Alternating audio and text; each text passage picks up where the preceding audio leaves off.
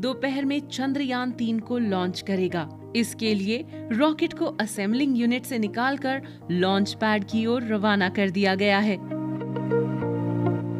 इसकी लॉन्चिंग श्रीहरिकोटा के Satish Dhawan space centre से की जाएगी। लॉन्चिंग के बाद व्हीकल मार्क 3 रॉकेट LMV-3 के जरिए सैटेलाइट को 100 से 160 किलोमीटर की लोअर अर्थ ऑर्बिट में छोड़ा जाएगा।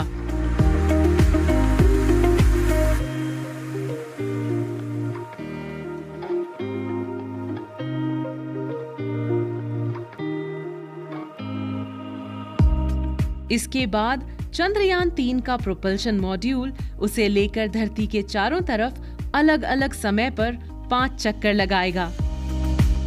5वां चक्कर पूरा करने के बाद चंद्रयान-3 ऑर्बिट में पहुंच जाएगा। इस बार चंद्रयान